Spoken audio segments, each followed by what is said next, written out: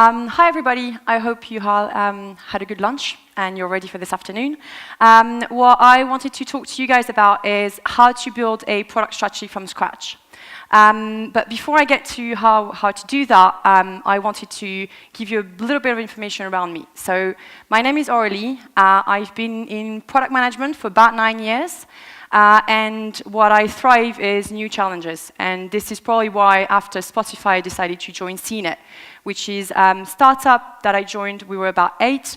And the big challenge when I joined Seenit was basically to build product from the ground up. So installing agile methodology, building the roadmap, the backlog, to coming up with the product strategy.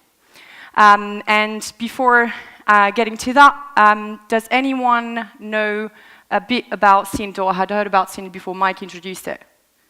No, that went very differently when I was working at Spotify.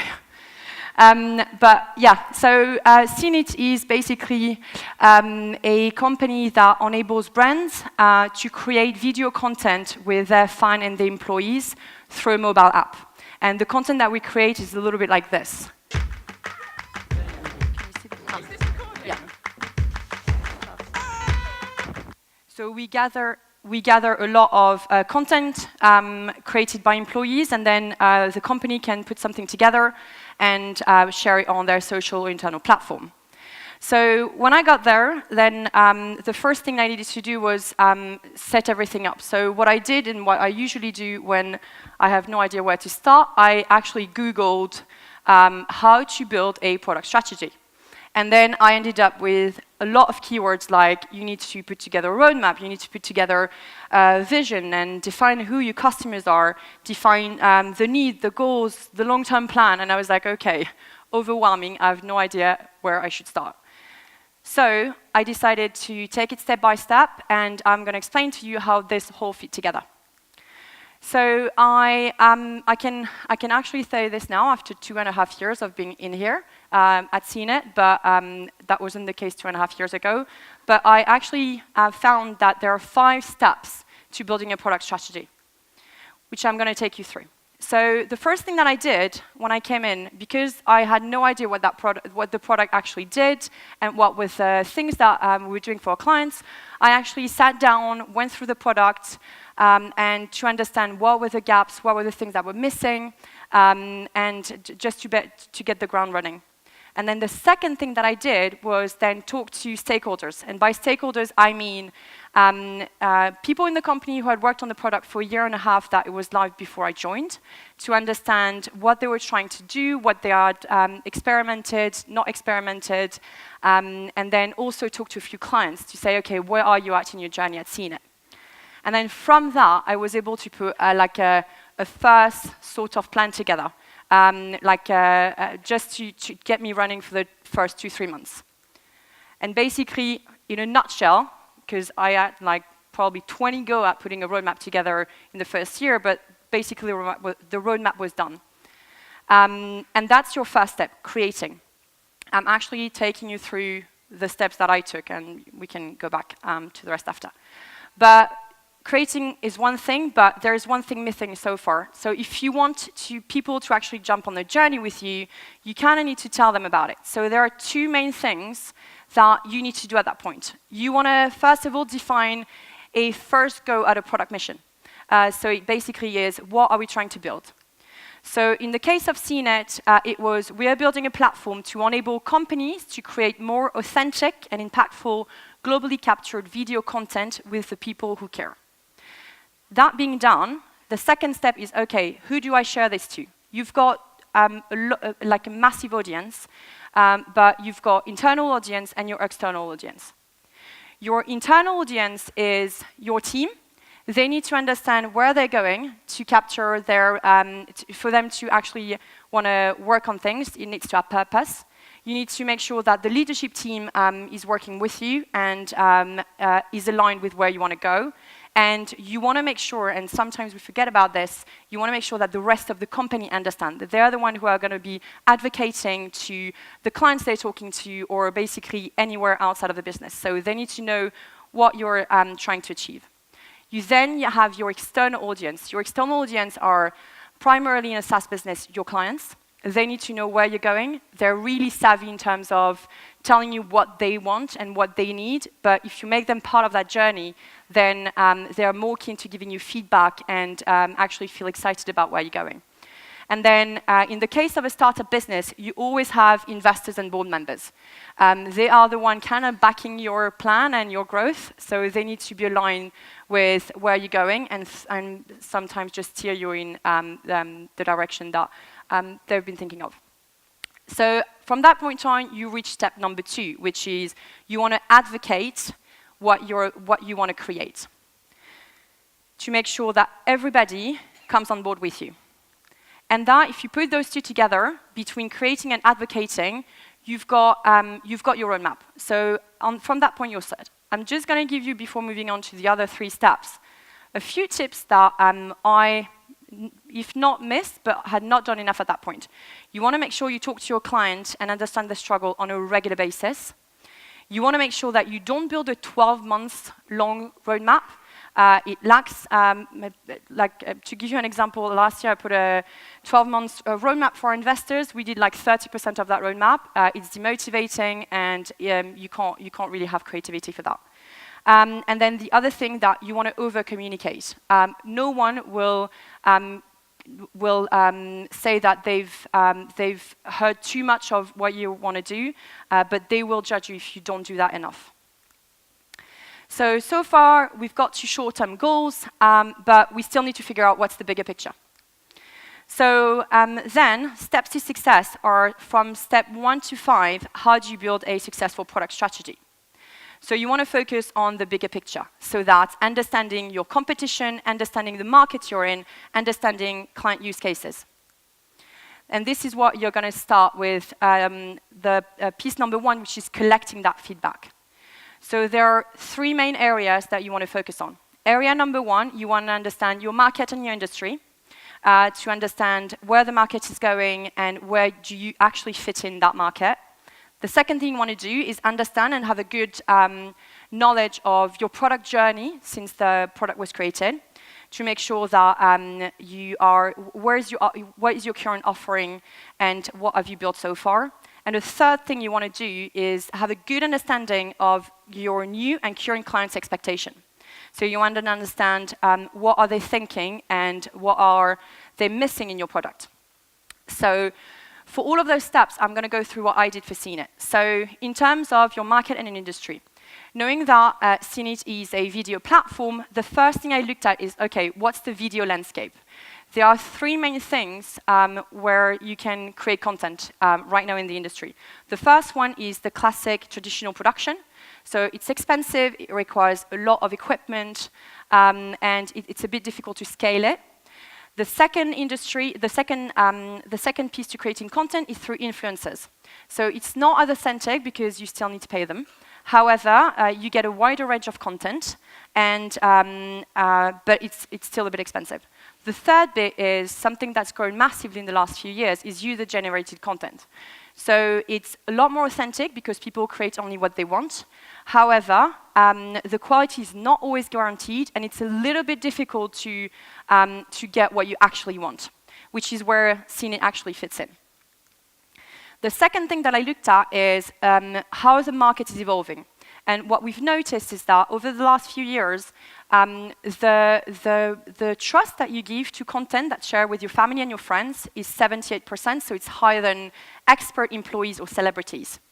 And 78% of the digital video viewers are on mobile.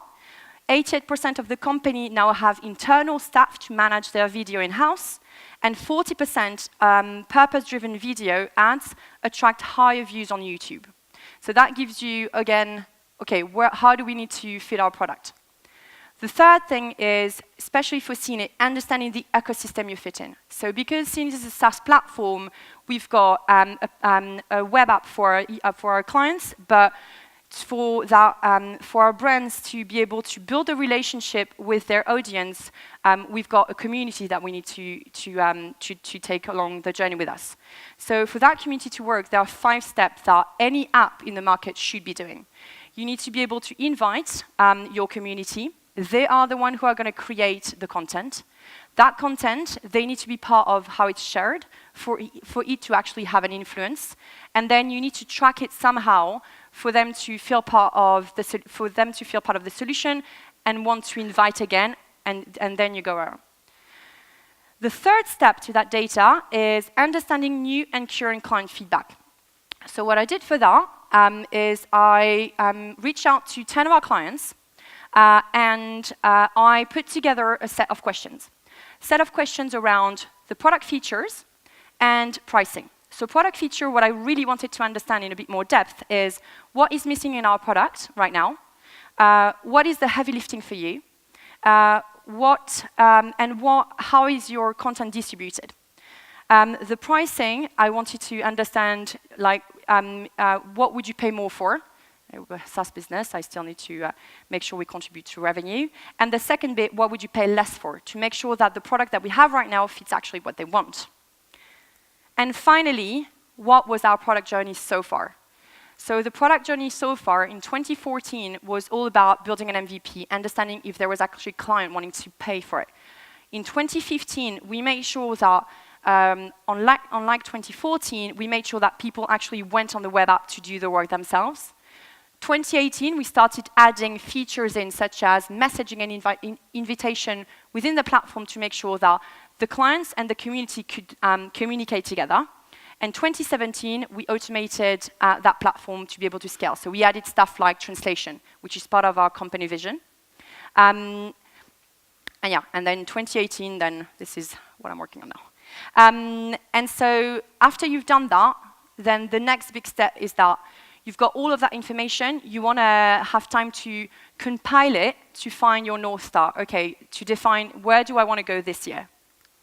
And this is why step number 2 is all about curating that information to define that. So the first thing you want to do at that point is say, okay, sit down with everybody and say, okay, let's define together the aim for this year. So the aim for this year for Seenit is we want to build a platform to enable company to scale. So again, that notion of scale. The creation of content by empowering people across the world to tell the story that matters to them. So there is also a level of, okay, we need to invest in our app to make sure that people feel empowered in our app. That means that if we go back to the community cycle that I talked to you guys about before, there are three steps that we don't do well right now. So it's okay, making sure that the community can share and contribute to that, for the content to matter more and have an influence, and then we need to give something back to them, which we don't do enough. And then on the back of that, what's really important is that you want to make sure that all of those steps are monitored on a subset of your top company's KPI to make sure that everything that you're going to do this year has an impact. So for Seenit, we wanted to work on adoption in the first 3 months. We wanted to work on increasing MAUs and DAUs, because if we start pushing contributors to participate, then that should increase. We want to make sure that they come back, so increasing repeat usage of the app. And the third thing, we wanted to make sure that we increase the content that is created and shared within the platform.